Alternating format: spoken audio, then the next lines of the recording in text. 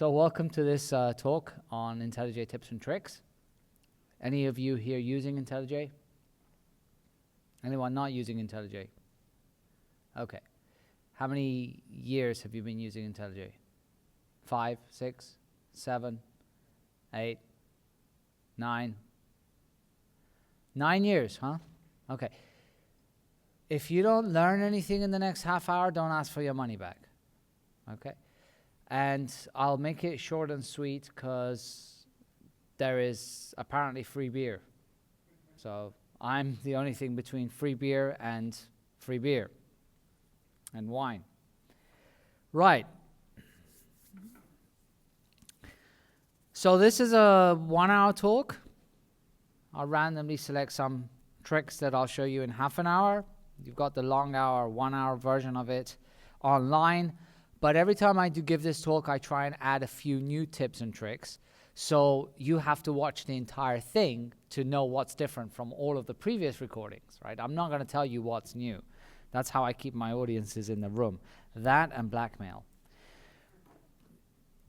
So if you're not familiar, one thing I want to point out is there's this little thing over here called the JetBrains Toolbox. How many of you have heard of that? Okay. So this is basically our new way of distributing software to you. We'll provide you updates, uninstalls, installs. You can install multiple versions of the same tool. So you can see that I have like Rider, a nightly version, and a Rider EAP. You can even name them. You go to settings over here, and you can, in fact, define memory configuration, heap size. You know, when your IntelliJ is running slow, you just add more memory to it. If you don't have enough memory, you buy a faster laptop. And you can even edit the Java virtual machine settings here. Okay, so it tries to make all of that simple. And of course, we're going to, that binds into your JetBrains account. So all of the license management and all of that is also taking place here. Okay, fantastic.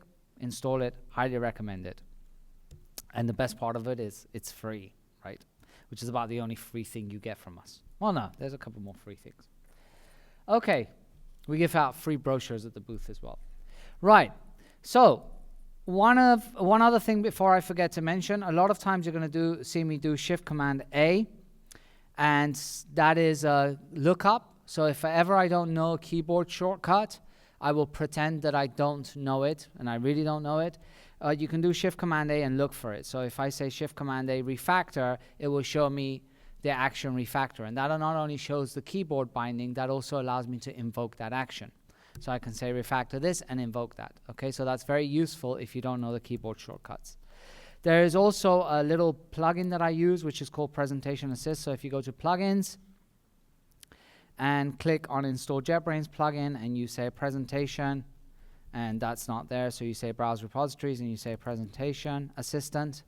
Now the difference is anything that's under the JetBrains plugin means that it's officially maintained by us. Anything that's on the browse repositories means it's one of the 1,500 plugins that now we have on the JetBrains repository. This one in particular is actually developed by a colleague of mine that's also in charge of the IntelliJ platform. So you got a pretty good chance that it's going to be working for you. So we'll restart that. I do this on purpose so that you see how fast the boot time is, right? So now when I do Shift Command A, you can see that it shows the shortcut at the bottom. Okay, so this is useful for presentations, and it's useful for when you're doing pair programming, because often when you do pair programming, people next to you are like, what keyboard shortcut did you press? Now you can just say, shut up and look at the screen. Okay, what else? Oh, there's another thing here which I normally show last, because if I showed this first, people would just walk out of the session. So I'm feeling lucky today that you won't walk out. And you go Help, and you click on Productivity Guide. How many of you have clicked on this before in your life? Okay, 3. So this isn't a PDF. This is actually an interactive dialogue that shows you a bunch of different features, shows you how to use it, and tells you how many times you've used it and when was the last time you used it, right? So the best thing you can do is click on Used and go through the list of nevers and see which features you're missing. The other thing in the Help menu is called the key map reference, which we give this out at conferences, and you can actually print it yourself on an A4 sheet. And that's basically a keyboard shortcut. Or don't do that and just remember Shift Command A. And the other ones you'll pick up. Okay? So, any questions so far? That was really easy, right? Okay. One other thing that you'll see that I'm using is probably the most important thing you'll learn today in this talk is, let me see if I can find anything. Let's go over here. I'm going to create a Kotlin file, something. And let's say main. And then let's say val numbers equals 1 to 100. And then on that, we'll say numbers filter x is greater than 10. Okay, now that's Kotlin, awesome programming language. This isn't about Kotlin. This is called subliminal advertising. But take a look at this. Have you seen that? Right? That is actually negative dash greater than. Okay, that's Fira code and font ligatures. Right? So if you do on fonts, enable font ligatures, and you get all of those awesome little things. So that when I do this, or I do if numbers is not null, is that cool? People, are you awake? I need emotions here. I need feedback. I need to feed off of you. If you're just sitting at me saying, what the hell is this crazy guy saying or doing, it's not going to work. And I'm the one that's had 3 beers before coming in. Okay? Anyway, that's font ligatures. That's probably that's a feature that we save so that we can continue getting you guys to pay for the subscriptions, right? I'm joking. Anyway. Right. Okay, so let's learn something, because that is not learning. Okay, Command O goes to type, right? You're all familiar with that. So if I write extract functional parameter, that works, and if I write extract functional parameter, that also works, which is camel case completion, right? Shift Command O goes to file. So I can do, for example, invert Boolean will take me to the file. You can also put the brackets and say, for example, refactoring, and that will take me to the refactoring folder. Okay, so you can use the go to file to also look up for actual folders. If I do Shift Command O, that will take me, and I write index, for instance, that will show me everything that's index, right? Or if I say get ID, that's going to show me everything that's get ID, because this is Java, and everyone and its mother has a get ID. So what happens if I want to go to a get ID that is part of a specific class? What I can actually do is say, for instance, let's say I want to go to, I don't know, let's see what get IDs we have here. We have get ID, and let's say we want to go to order event. So I could say order event, go to the type, and then here I can now do get ID, or I could just kind of come on the structure menu and show you the get ID here, structure window, Command Shift, and then here you can see that I can also search and say get ID, okay? Or get order ID, and that will take me to the actual thing. But one faster way to do that is to use the namespace filtering. So if I go to symbol, I can say, for example, order event, right? Order event, get ID, and that would take me to the get ID that belongs to order event. So I'm using the camel case completion to specify the type and then the actual symbol that I want to go to. Okay? So that's a useful thing to use. On the file ones, you can also go to a specific line. So for instance, if I want to go to line 10 of Java 8 or line 3, I can just say Java 8:3, and that will take me to line 3, which is another reason why you don't need this silly thing over here. It just takes up valuable space, and you don't need line numbers at all. Switch off line numbers. You go to line numbers, show line numbers, switch it off. Best thing you can do. Okay? Now, all of those keyboard combinations are fantastic, and you can remember them all, or you can forget all of them and just remember double shift. How many of you actually know double shift? That's good. So a lot of people haven't heard of double shift, and they discover it after many years of using IntelliJ. And when you first open IntelliJ, do you see something? It's a gray screen. Double shift, right? It proves nobody reads anything. Seriously. So double shift gives you all of the same functionality. If I say, for example, order event, you see that it shows me order event, but it actually shows me a little bit more than order event. It shows me recent files, classes, files, symbols, everything. Anything that's got to do with order event. And we've made this significantly fast so you don't have to use the specific versions. You can just use double shift. But it goes beyond just going to types, files, etc. So if I say, for example, Kotlin, again, some subliminal advertising, it shows me everything around Kotlin, and I can tab through the different sections, right? Which is quite useful. If you press the left key, cursor key, so let's go to a few things, and let's double shift and say, for example, show document message, etc. Now if I double shift, you can see that if I go back with the cursor keys, it's showing me all of my history as well, right? And you can do other things. So here, for instance, you notice that I don't have this thing called the navigation bar, right? I don't have this activated. This is really good because it gives me contextual information, so I can like click on plugin and see all of the folders there. And when here, I can even press Command N and create a new file in that specific folder. So it's really, really useful. But first of all, notice that I'm using the mouse, and it sucks. Don't use the mouse. First thing you do with IntelliJ is throw your mouse away. If you have something like a MacBook with a touchpad, smash it with a hammer. Just don't use the mouse. What I can do is switch this off, because I value my real estate. So I'm going to switch that off, and then I can invoke the navigation bar anywhere, right, by pressing function alt left. Of course, this is the OS X keyboard mapping. You can use whatever else keyboard mapping you want there. And from here, again, I get that navigation.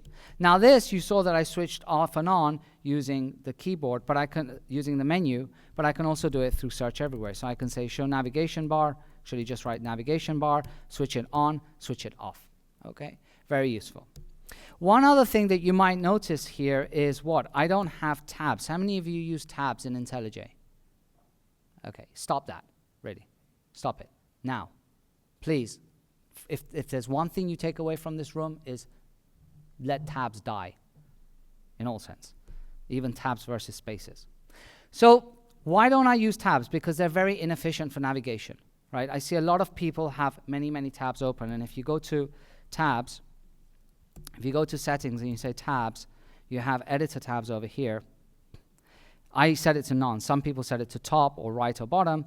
And people complain when they say, I have, you know, when I hit 34 tabs open, the pixel jumps 2 places to the right. Well, I'm sorry, don't open 34 tabs, right? That's not a bug. That's a feature. So what you do is you set the tabs to none and stop using tabs. Really inefficient way of navigation. And what you need to do is learn the shortcut keyboards, the keyboard shortcuts that I just told you about. But 2 more that's very important is recent files, recent edits, and recent files. So when I press Command E, that's going to show me all of the recent files that I have been to. So for instance, invert Boolean is going to show me everything that's around invert Boolean. Go to the file invert Boolean. And if I toggle, it's always going to show me the last 2 files that I've been to, okay? Now, Shift Command E gives me the recent files that I've edited. So these are very, or much more efficient ways for you to navigate back and forth through your files. You can also use the Command left square brackets or Command right square brackets to navigate to the last position, whether that's a file, whether it's a position in the same file, or whether it's a position in a different file, okay? So use these navigation features and switch off tabs. In fact, you take it to the next level, and there's a plugin for Chrome, which is called Quick Tabs, which mimics the IntelliJ behavior. So if you do Command E, I can also get that same behavior with tabs there. So do that, please. Okay? Right. Any questions? No? Brilliant. Seriously, any questions? Have you picked up anything new yet? Anyone that hasn't learned anything? Because there's the door. No, I'm joking. Right. What else can I show you in the short time that we have? There's a whole bunch of other navigation features, but those are the main ones that you want to remember. Then we have things like bookmarks, so you can like set bookmarks anywhere you want, toggle a bookmark, then view the bookmark, go back to the bookmark. These are all ways that allow you to navigate very easily, okay? But let's focus a little bit now on the editing aspects. So a lot of times when people come to IntelliJ, especially in the old days when we used to have a really, really bad website, you could see things like, let's bring up Spring, let's bring up the database, let's bring up Maven projects, bring back the database. So this was the screenshot that we used to have on the web. And we would get people that come from VI or Emacs and say, this is crazy. Like, how am I meant to write code when I've got 300 different things pointing at me? First thing you do is you don't write code like this. You do Shift Command F12, and that completely removes absolutely everything. So that's a very quick way to toggle to 2 modes in IntelliJ when you're going through Edit to a window view. Second of all, close all of these windows anyway. And when you want to bring them up, you can just use the keyboard shortcut. Let me show line numbers. They really bug me. Anyway, you can use the keyboard shortcut, so I can say, you know, Command 1 to bring me the project window. And by the way, here you can also search. On any window inside IntelliJ, you can always search. So if I want to go to make static, I just write make static, and that takes me there. One other thing in terms of switching files here, which is quite useful, notice as I navigate across this project view, it's not actually changing to that file. If I want to change to that file, I hit enter. Now I would have to use the mouse to focus on that. You can actually do that with the escape key as well. If you hit escape, it will focus on the editor window, right? Or you can do it in one shortcut, which is just F4, and that will switch to that file and focus. If you want to go down the path of having every time I navigate through one of these, it highlights the same file, which I don't recommend, you can do that with the auto scroll to source, okay? This option, which is the reverse, is quite good, which is auto scroll from source, which means that if I'm, for example, on invert Boolean, notice how it jumps to invert Boolean on the project view, because sometimes that's useful. But there's a better way even to do that. What you do is switch this off, and you can say, go to key map, and here look for select in project view, okay? And you can see that I've got this assigned to a shortcut, which is Alt Option L. Control, yes, these 2 things.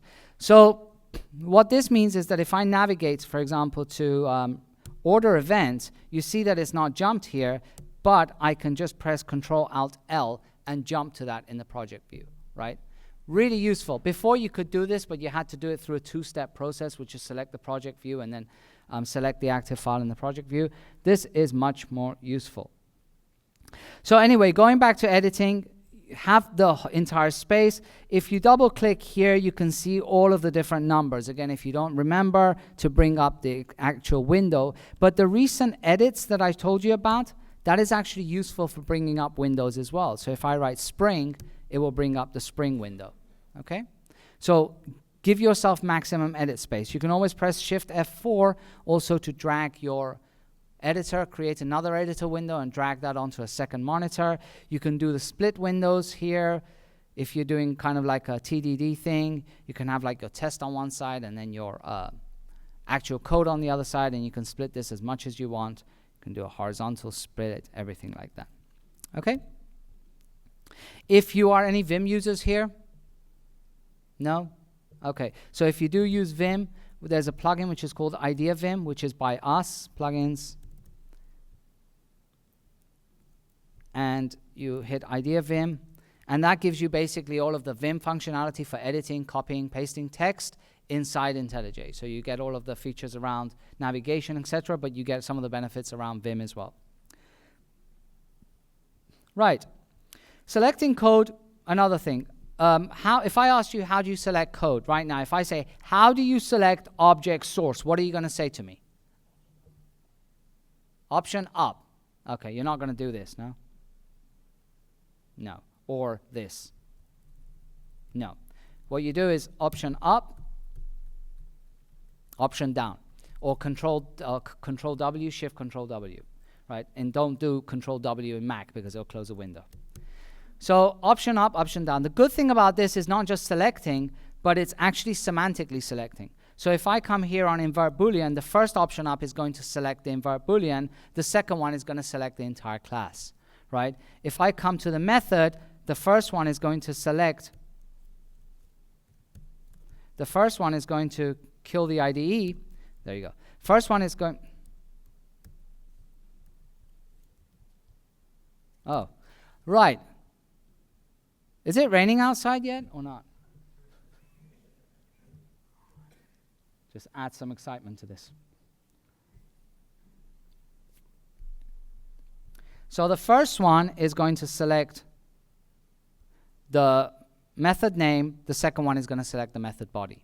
Okay? And then while you have this selected, you can also move code around. So don't copy paste code. Don't ever do something like this.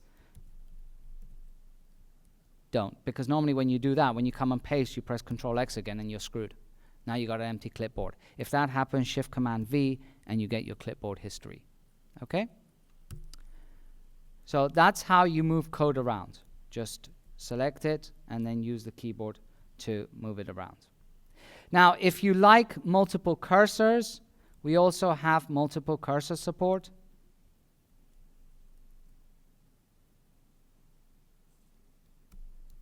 So I can put cursors everywhere. This is called layman's refactoring, right? It's like I'll place 600 cursors and then rename everything manually. Don't, please, just don't. If you want to do that, go to CopyCons. Do it there, not here. Except in CopyCons, you don't have multi-cursor support, so you're going to screw it anyway. Anyway, if you want to select a specific word, let's say, for example, I want to print line, I can press Control-G, Control-G, and that will select all of the Control-Gs, and I can then select that and do copy-paste. You also have support for copy-paste, multi-select, so that works good as well. The other thing you should never do is sit here and, manually reorder your code and say, oh, I like my foos before my bars and stuff like that. Okay, you can go to reformat code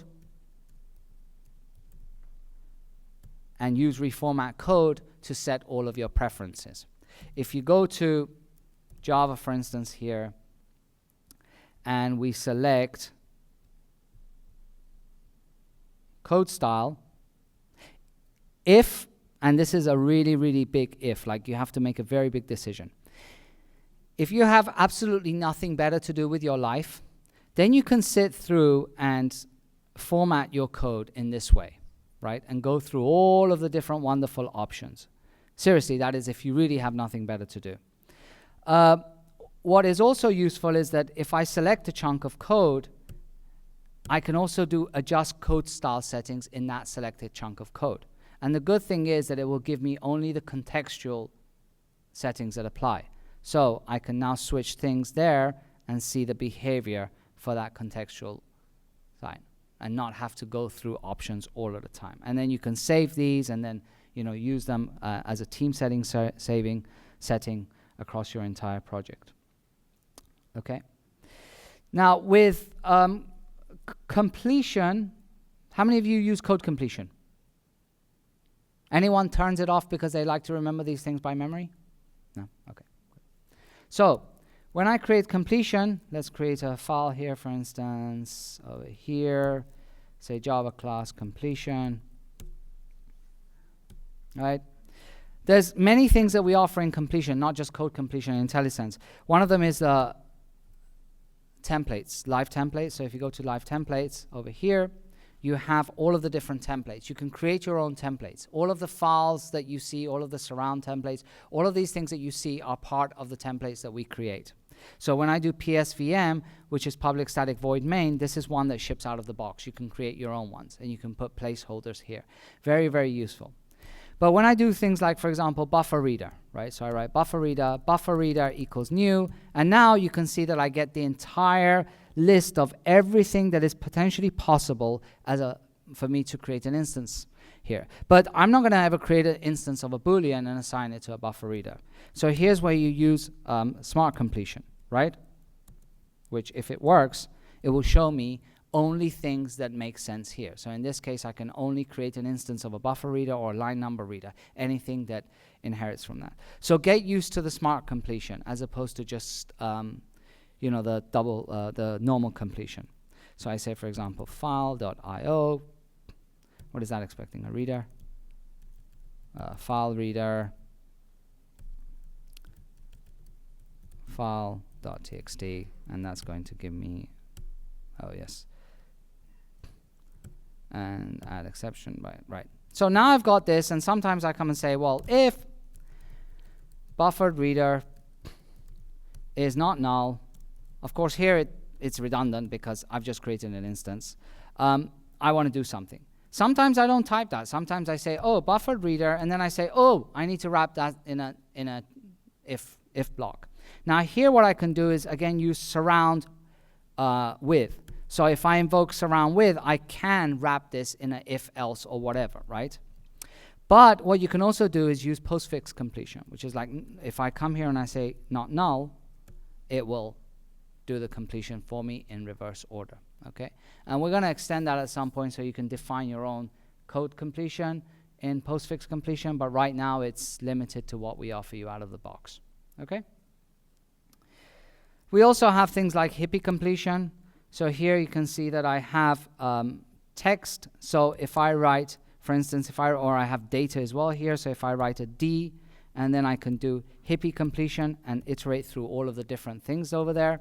But I can also do things like T, and you can see that it iterates through all of the strings. Okay, that's Hippy completion. How many of you write JSON? JSON, it's a JavaScript object notation. JavaScript, and it's this thing runs on the web. No. Okay. Anyway, so string some JSON equals, and let's write some JSON. I love writing JSON. It's awesome. I need colon, but I need to backspace. Now I need the colon name. Okay, no, that's not how you write JSON. By the way, shift command enter, semicolon. Did you see that? So instead of hitting one key, you can do that with 3 keys. The cool thing, of course, is that you don't need to do it there. I can do it anywhere. And the cool thing is that if I say, for example, if 1 equals 1, completion. Okay. If some JSON equals null, completion. Oh, go away. I should do that afterwards. Right. JSON. Alt-Enter. Inject language reference. JSON. Okay. Now that becomes JSON. Alt-Enter. You don't even need this. Alt-Enter, edit JSON fragment. Now we write JSON. Okay? So that allows me to inject one language into another, and it's a nicer way to write JSON, and you get the nice little editor for it. Okay? We have that for many languages. For example, regular expressions. So regular expressions here, I can say that this is an actual regular expression. And now it validates whether that's a regular expression. Same here. You see, if I press Control space, there's nothing. But if I say inject language reference regular expression, now I get completion on the regular expression, right? But I can also check this. I can say check regular expression. So this is, for example, a Visa card that starts with a 4. So 40000000000, 1, 2, there you go, 3. There. If I put a 5 here, it gives me an error. So that's a good way to test your regular expressions as well. Okay? We're finishing. I want to show you a couple more things quickly. There's a plugin. How many of you write Java code? Because otherwise you would be in the wrong session. Anyone write anything that's not Java? Yes. What? What? C++. What else? Ruby? Who said Kotlin? Awesome. What else? HTML? Oh, XML. You know, I met a team 2 weeks ago at QCon in London, and I asked them, what do you do? And they say, we write software. I said, what language do you use? They said XML. I said, no, but apart from XML, they said, no, we just use XML. I actually hugged every member of the team because I said, your life is sitting down and writing XML every day? They're like, yes. Anyway, my condolences. Yeah, so if you're not using something like Kotlin or Scala or whatever, one of my colleagues, actually the product marketing for IntelliJ, has created a plugin called Advanced Code Folding, right? So if you go to Code, Plugins, and it's called Code Folding, Advanced Code Folding. You see that? If you enable this, it does something really, really strange, right? So let's restart IntelliJ. That's one default that we still have. Every time you install a plugin, it requires you to restart. Hopefully we'll solve that eventually. So now what this does, it does code folding, right? So what does this mean? Your Kotlin, sorry, your Java starts to look like some other language, right? So I can say, for example, let's see if this works. I don't write a lot of Java. Private, read-only, or is it read-only, private? Read-only, private, or is it private, read-only? Private final. Int ID, right? ID1. Why are you kidding me like this? So, see that here, for example, we're doing some kind of code folding. There, all we're doing is just simply folding some code, right? We're not expanding it. What this does is, let's say that I create, for instance, let's come here, and let's say I'm going to do array list. Let's see if this works. Array list elements equals new array list of A, B, C, D, E, F, right? Is that right? What is that asking for? God, you can see I don't write Kotlin, Java. No, it needs some capacity. Okay. So, and the code folding doesn't work. What that was meant to do is it would, if the code folding worked, I don't know why it's not working, take a look at the plugin, but that would actually convert that into a val or a var, right? So var means that it's like inferring the type, but what it is doing is when you click on the line, it will actually expand to array list, but it's going to make your code kind of look a little bit different. So it will make your private booleans, private finals, or sorry, your finals, whatever has final, as a val. Val, if you're familiar with Scala or Kotlin, is like an immutable variable. If it's not, it would use var. And it uses a couple of different techniques, like it adds string interpolation to your code in Java where you don't actually have string interpolation, okay? So it gets a little bit quirky because you're kind of like, at some point, am I actually looking at Java code or am I not? But it's something that I would recommend that you take a look at to see whether you like it or not. The other thing quickly is going back to plugins. There is a training plugin, right? Idea training features. And this is a plugin that we've been working on, which we haven't really actively promoted just yet. And what this provides you is in-the-box training of IntelliJ IDEA. So you basically go through a series of courses that you can download. All of this plugin is, by the way, open source, and it's available on GitHub, and the courses are available on GitHub. And it guides you through step by step. It kind of says, okay, what course do you want to do? I want to learn the basics of IntelliJ. And then it says, okay, here's some code, refactor this code. How do I do it? Well, I'll show you the steps on how you do it, and now you go ahead and do it. So it's like in-product training, which also I recommend that you take a look at. Okay? So here you see start learning here, and then I have a bunch of different, learn the completion basics. So it shows you, by default, completion is code that instantly shows you, and then you can skip the lesson and go to another lesson and follow the instructions and learn IntelliJ step by step. And the lessons are, again, all open source, so you can actually create your own lessons as well with that. Okay? We don't have much. Well, I'm already 5 minutes over time. And I know that you're all waiting for the beers. But one last thing, if I may, if you go to github.com, JetBrains, IntelliJ samples, right? This is code that we keep up to date and what I've used in this presentation. And you can actually download this and go through all of the different exercises. And it shows you, like, open this file. You can see the structure here. Like, we've got completion, debugging, editing, generation, inspections, and each of these, it can actually tell you how it's working and what actions you need to perform to see all of the different features of the product, okay? So that's also an alternative way of learning. You see the code folding here? There you go, it's working, woohoo! So you see that's Java. Java doesn't have var yet, but that actually is code folding in action. Okay? Any questions? Is there anyone that didn't learn anything, absolutely nothing at all here? Because if there is, I'll give you a couple of beer or wine tickets at the booth. Okay, thank you very much.